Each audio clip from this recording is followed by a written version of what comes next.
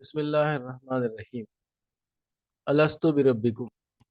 کیا میں تمہارا رب نہیں ہوں؟ وَإِذْ أَخَذَ رَبُّكَ مِنْ بَنِي آدَمَ مِنْ ظُهُورِهِمْ ذُرِّيَّتَهُمْ وَأَشْهَدَهُمْ عَلَىٰ أَنفُسِهِمْ أَلَسْتُ بِرَبِّكُمْ قَالُوا بَلَىٰ شَهِدْنَا أَن تَقُولُوا يَوْمَ الْقِيَامَةِ إِنَّا كُنَّا عَنْ هَٰذَا غَافِلِينَ أو تقولوا إنما أشرك آباؤنا من قبل وكنا ذرية من بعدهم أفتهلكنا بما فعل المبتلون وكذلك نفصل الآيات لعلهم وكذلك نفصل الآيات ولعلهم يرجعون۔ اور اے نبی، لوگوں کو یاد دلاؤ وقت جبکہ تمہارے رب نے بنی آدم کی پشتوں سے ان کی نسل کو نکالا تھا اور انہیں خود ان کے اوپر گواہ بناتے ہوئے پوچھا تھا، کیا میں تمہارا رب نہیں ہوں؟ انہوں نے کہا، ضرور آپ ہی ہمارے رب ہیں، ہم اس پر گواہی دیتے ہیں۔ یہ ہم نے اس لیے کیا کہ کہیں تم قیامت کے روز یہ نہ کہہ دو کہ ہم اس بات سے بے خبر تھے، یا یہ نہ کہنے لگو کہ شرک کی ابتدا تو ہمارے باپ دادا نے ہم سے پہلے کی تھی، اور ہم بعد کو ان کی نسل سے پیدا ہوئے۔ پھر کیا آپ ہمیں اس قصور میں پکڑتے ہیں جو غلط کار لوگوں نے کیا تھا؟ دیکھو، اس طرح ہم نشانیاں واضح طور پر پیش کرتے ہیں، اور اس لیے کرتے ہیں کہ یہ لوگ پلٹ آئے۔ لوگوں کو یاد دلاؤ، سورۃ الاعراف، حاشیہ نمبر 133۔ اوپر کا سلسلہ بیان اس بات پر ختم ہوا تھا کہ اللہ تعالیٰ نے بنی اسرائیل سے بندگی و اطاعت کا عہد لیا تھا۔ اب عام انسانوں کی طرف خطاب کر کے انہیں بتایا جا رہا ہے کہ بنی اسرائیل ہی کی کوئی خصوصیت نہیں ہے، در حقیقت تم سب اپنے خالق کے ساتھ ایک میثاق میں بندھے ہوئے ہو، اور تمہیں ایک روز جواب دہی کرنی ہے کہ تم نے اس میثاق کی کہاں تک پابندی کی۔ ہم اس پر گواہی دیتے ہیں، جیسا کہ متعدد احادیث سے معلوم ہوتا ہے کہ یہ معاملہ تخلیق آدم کے موقع پر پیش آیا تھا۔ اس وقت جس طرح فرشتوں کو جمع کر کے انسان اول کو سجدہ کرایا گیا تھا اور زمین پر انسان کی خلافت کا اعلان کیا گیا تھا، اسی طرح پوری نسل آدم کو بھی جو قیامت تک پیدا ہونے والی تھی، اللہ تعالیٰ نے بیک وقت وجود اور شعور بخش کر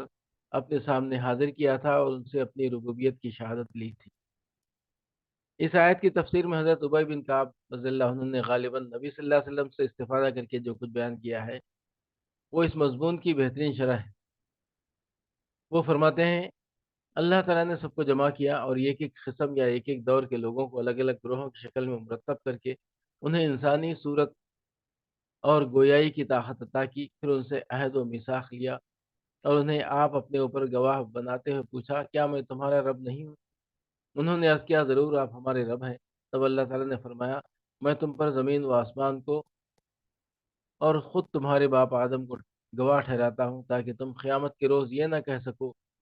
کہ ہم کو اس کا علم نہ تھا۔ خوب جان لو کہ میرے سوا کوئی مستحق عبادت نہیں اور میرے سوا کوئی رب نہیں ہے۔ تم میرے ساتھ کسی کو شریک نہ ٹھہرانا۔ میں تمہارے پاس اپنے پیغمبر بھیجوں گا جو تم کو یہ عہد و میثاق جو تم میرے ساتھ باندھ رہے ہو یاد دلائیں گے، اور تم پر اپنی کتابیں بھی نازل کروں گا۔ اس پر سب انسانوں نے کہا، ہم گواہ ہوئے کہ آپ ہی ہمارے رب ہیں اور آپ ہی ہمارے معبود ہیں، آپ کے سوا نہ کوئی ہمارا رب ہے نہ کوئی معبود۔ اس معاملے کو بعض لوگ محض تمثیلی انداز بیان پر محمول کرتے ہیں۔ ان کا خیال یہ ہے کہ دراصل یہاں قرآن مجید صرف یہ بات ذہن نشین کرنا چاہتا ہے کہ اللہ کی ربوبیت کا اقرار انسانی فطرت میں پیوست ہے، اور اس بات کو یہاں اس انداز سے بیان کیا گیا ہے کہ گویا یہ ایک واقعہ تھا جو عالم خارجی میں پیش آیا، لیکن ہم اس تعویل کو صحیح نہیں سمجھتے۔ قرآن اور حدیث دونوں میں اسے بالکل ایک واقعے کے طور پر بیان کیا گیا ہے،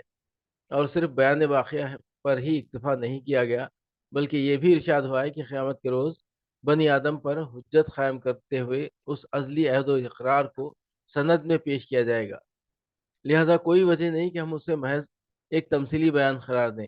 ہمارے نزدیک یہ واقعہ بالکل اسی طرح پیش آیا تھا جس طرح عالم خارجی میں واقعات پیش آیا کرتے ہیں۔ اللہ تعالیٰ نے فی الواقع ان تمام انسانوں کو جنہیں وہ قیامت تک پیدا کرنے کا ارادہ رکھتا تھا بیک وقت زندگی اور شعور اور گویائی عطا کر کے اپنے سامنے حاضر کیا تھا، اور فی الواقع انہیں اس حقیقت سے پوری طرح آگاہ کر دیا تھا کہ ان کا کوئی رب اور کوئی الہ اس کی ذات اقدس و اعلیٰ کے سوا نہیں ہے، اور ان کے لیے کوئی طریق زندگی اس کی بندگی و فرما برداری اسلام کے سوا نہیں ہے۔ اس اجتماع کو اگر کوئی شخص بعید از امکان سمجھتا ہے تو یہ محض اس کے دائرۂ فکر کی تنگی کا نتیجہ ہے، ورنہ حقیقت میں تو نسل انسانی کی موجودہ تدریجی پیدائش جتنی قریب از امکان ہے، اتنا ہی ازل میں ان کا مجموعی ظہور، ابد میں ان کا مجموعی حشر و نشر بھی قریب از امکان ہے۔ پھر یہ بات نہایت معقول معلوم ہوتی ہے کہ انسان جیسی صاحب عقل و شعور اور صاحب تصرف و اختیارات مخلوق کو زمین پر خلیفہ بحیثیت خلیفہ معمور کرتے وقت اللہ تعالیٰ اسے حقیقت سے آگاہی بخشے اور اس سے اپنی وفاداری کا اقرار اوت آف ایلیگنس لے۔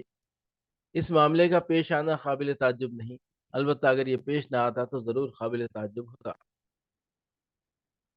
غلط کار لوگوں نے کیا تھا، سورۃ الاعراف حاشیہ نمبر 135۔ اس آیت میں وہ غرض بیان کی گئی ہے جس کے لیے ازل میں پوری نسل آدم سے اقرار لیا گیا تھا، اور وہ یہ ہے کہ انسانوں میں سے جو لوگ اپنے خدا سے بغاوت اختیار کریں وہ اپنے اس جرم کے پوری طرح ذمہ دار قرار پائیں، انہیں اپنی صفائی میں نہ تو لا علمی کا عذر پیش کرنے کا موقع ملے اور نہ وہ سابق نسلوں پر اپنی گمراہی کی ذمہ داری ڈال کر خود بری ذمہ ہو سکیں۔ گویا بالفاظ دیگر اللہ تعالیٰ اس ازلی عہد و میثاق کو اس بات پر دلیل قرار دیتا ہے کہ نوع انسانی میں سے ہر شخص انفرادی طور پر اللہ کے الہ واحد اور رب واحد ہونے کی شہادت اپنے اندر لیے ہوئے ہے، اور اس بنا پر یہ کہنا غلط ہے کہ کوئی شخص کامل بے خبری کے سبب سے یا ایک گمراہ ماحول میں پرورش پانے کے سبب سے اپنی گمراہی کی ذمہ داری سے بالکل یا بری ہو سکتا ہے۔ اب سوال پیدا ہوتا ہے کہ اگر یہ اصلی میثاق فی الواقع عمل میں آیا بھی تھا تو کیا اس کی یاد ہمارے شعور اور حافظے میں محفوظ ہے؟ کیا ہم میں سے کوئی شخص بھی یہ جانتا ہے کہ آغاز آفرینش میں وہ اپنے خدا کے سامنے پیش کیا گیا تھا اور اس سے الستو بربکم کا سوال ہوا تھا اور اس نے بلا کہا تھا؟ اگر نہیں تو پھر اس اقرار کو جس کی یاد ہمارے شعور و حافظے سے محو ہو چکی ہے ہمارے خلاف حجت کیسے قرار دیا جا سکتا ہے؟ اس کا جواب یہ ہے کہ اگر اس میثاق کا نقش انسان کے شعور اور حافظے میں تازہ رہنے دیا جاتا تو انسان کا دنیا کی موجودہ امتحان گاہ میں بھیجا جانا سرے سے فضول ہو جاتا، کیونکہ اس کے بعد تو اس آزمائش و امتحان کے کوئی معنی ہی باقی نہ رہ جاتے۔ لہذا اس نقش کو شعور و حافظے میں تو تازہ نہیں رکھا گیا، لیکن وہ تحت الشعور، سب کانشیس مائنڈ اور وجدان انٹیوشن میں یقیناً محفوظ ہے۔ اس کا حال وہی ہے جو ہمارے تمام دوسرے تحت شعوری اور وجدانی علوم کا حال ہے۔ تہذیب و تمدن اور اخلاق و معاملات کے تمام شعبوں میں انسان سے آج تک جو کچھ بھی ظہور میں آیا ہے وہ سب در حقیقت انسان کے اندر بالقوہ پوٹینشیلی موجود تھا۔ خارجی محرکات اور داخلی تحریکات نے مل جل کر اگر کچھ کیا ہے تو صرف اتنا کہ جو کچھ بالقوہ تھا اسے بالفعل کر دیا۔ یہ ایک حقیقت ہے کہ کوئی تعلیم، کوئی تربیت، کوئی ماحولی تاثیر اور کوئی داخلی تحریک انسان کے اندر کوئی چیز بھی جو اس کے اندر بالقوہ موجود نہ ہو ہرگز پیدا نہیں کر سکتی، اور اسی طرح یہ سب مؤثرات اگر اپنا تمام زور بھی صرف کر دیں تو ان میں یہ طاقت نہیں ہے کہ ان چیزوں میں سے جو انسان کے اندر بالقوہ موجود ہیں کسی چیز کو قطعی محو کر دیں۔ زیادہ سے زیادہ جو کچھ وہ کر سکتے ہیں وہ صرف یہ ہے کہ اسے اصل فطرت سے منحرف پرورٹ کر دیں، لیکن وہ چیز تمام تحریفات و تمسیخات کے باوجود اندر موجود رہے گی اور ظہور میں آنے کے لیے زور لگاتی رہے گی اور خارجی اپیل کا جواب دینے کے لیے مستعد رہے گی۔ یہ معاملہ جیسا کہ ہم نے ابھی بیان کیا ہے ہمارے تمام تحت شعوری اور وجدانی علوم کے ساتھ عام ہے۔ وہ سب ہمارے اندر بالخوبہ موجود ہے اور ان کے موجود ہونے کا یقینی ثبوت ان چیزوں سے ہمیں ملتا ہے جو بالفعل ہم سے ظاہر ہوتی ہیں۔ ان سب کے ظہور میں آنے کے لیے خارجی تذکیر، یاد دہانی، تعلیم، تربیت اور تشکیل کی ضرورت ہوتی ہے، اور جو کچھ ہم سے ظاہر ہوتا ہے وہ گویا در حقیقت خارجی اپیل کا وہ جواب ہے جو ہمارے اندر کی بالخوبہ موجودات کی طرف سے ملتا ہے۔ ان سب کو اندر کی غلط خواہشات اور باہر کی غلط تاثیرات دبا کر، پردہ ڈال کر، منحرف اور مسخ کر کے کلعدم کر سکتی ہیں، مگر بالکل معدوم نہیں کر سکتی، اور اسی لیے اندرونی احساس اور بیرونی صحیح دونوں سے اصلاح اور تبدیلی، کنورشن ممکن ہوتی ہے۔ ٹھیک ٹھیک یہی کیفیت اس وجدانی علم کی بھی ہے جو ہمیں کائنات میں اپنی حقیقی حیثیت اور خالق کائنات کے ساتھ اپنے تعلق کے بارے میں حاصل ہے۔ اس موجود ہونے کا ثبوت یہ ہے کہ وہ انسانی زندگی کے ہر دور میں، زمین کے ہر خطے میں، ہر بستی، ہر پشت اور ہر نسل میں ابھرتا رہا ہے، اور کبھی دنیا کی کوئی طاقت اسے محو کر دینے میں کامیاب نہیں ہو سکی ہے۔ اس کے مطابق حقیقت ہونے کا ثبوت یہ ہے کہ جب کبھی وہ ابھر کر بالفعل ہماری زندگی میں کرم فرما ہوا ہے، اس نے صالح اور مفید نتائج ہی پیدا کیے ہیں۔ اس کو ابھرنے اور ظہور میں آنے اور عملی صورت اختیار کرنے کے لیے خارجی اپیل کی ہمیشہ ضرورت رہی ہے۔ چنانچہ انبیاء علیہ السلام اور کتب آسمانیہ ان کی پیروی کرنے والے داعیان حق سب کے سب یہی خدمت انجام دیتے رہے ہیں۔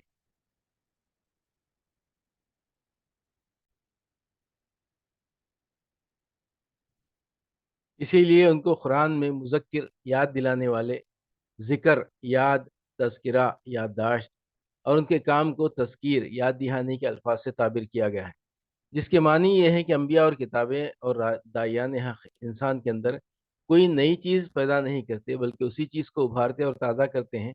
جو ان کے اندر پہلے سے موجود تھی۔ نفس انسانی کی طرف سے ہر زمانے میں اس تذکیر کا جواب بصورت لبیک ملنا اس بات کا مزید ایک ثبوت ہے کہ اندر فی الواقع کوئی علم چھپا ہوا تھا جو اپنے پکارنے والے کی آواز پہچان کر جواب دینے کے لیے ابھر آیا۔ پھر اسے جہالت اور جاہلیت اور خواہش نفس اور تعصبات اور شیاطین جن و انس کی گمراہ کن تعلیمات و ترغیبات نے ہمیشہ دبانے اور چھپانے اور منحرف اور مسخ کرنے کی کوشش کی ہے، جس کے نتیجے میں شرک، دہریت، الحاد، زندقہ اور اخلاقی و عملی فساد رونما ہوتا رہا ہے۔ لیکن ضلالت کی ان ساری طاقتوں کے متحد عمل کے باوجود اس علم کا پیدائشی نقش انسان کے لوح دل پر کسی نہ کسی حد تک موجود رہا ہے، اور اسی لیے تذکیر و تجدید کی کوششیں اسے ابھارنے میں کامیاب ہوتی رہی ہیں۔ بلا شبہ دنیا کی موجودہ زندگی میں جو لوگ حق اور حقیقت کے انکار پر مصر ہیں، وہ اپنی حجت بازیوں سے اس پیدائشی نقش کے وجود کا انکار کر سکتے ہیں، یا کم از کم اسے مشتبہ بنا سکتے ہیں، ثابت کر سکتے ہیں، لیکن جس روز یوم الحساب برپا ہوگا، اس روز ان کا خالق ان کے شعور و حافظے میں روز اول کے اس اجتماع کی یاد تازہ کر دے گا جبکہ انہوں نے اس کو اپنا واحد معبود اور واحد رب تسلیم کیا تھا۔ پھر وہ اس بات کا ثبوت بھی ان کے اپنے نفس ہی سے فراہم کر دے گا کہ اس میثاق کا نقش ان کے نفس میں برابر موجود رہا، اور یہ بھی وہ ان کی اپنی زندگی ہی کے ریکارڈ سے اعلیٰ رؤوس الاشہاد دکھا دے گا کہ انہوں نے کس کس طرح اس نقش کو دبایا، کب کب اور کن کن مواقع پر ان کے قلب سے تصدیق کی آوازیں اٹھیں، اپنی اور اپنے گرد و پیش کی گمراہیوں پر ان کے وجدان نے کہاں کہاں اور کس کس وقت صدائے انکار بلند کی، داعیان حق کی دعوت کا جواب دینے کے لیے ان کے اندر کا چھپا ہوا علم کتنی کتنی مرتبہ اور کس کس جگہ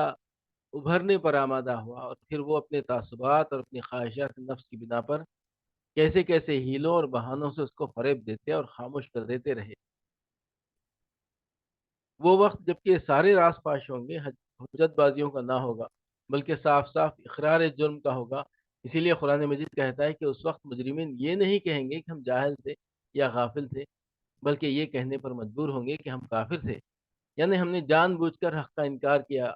وَشَهِدُوا عَلَىٰ أَنفُسِهِمْ أَنَّهُمْ كَانُوا كَافِرِينَ، سورۃ الانعام آیت 130۔ دیکھو اس طرح ہم نشانیاں واضح طور پر پیش کرتے ہیں، یعنی معرفت حق کے جو نشانات ان کے اپنے نفس میں موجود ہیں ان کا صاف صاف بتا دیتے ہیں۔ یہ لوگ پلٹ آئیں، سورۃ الاعراف حاشیہ نمبر 137، یعنی بغاوت و انحراف کی روش چھوڑ کر بندگی و اطاعت کے رویے کی طرف واپس ہوں۔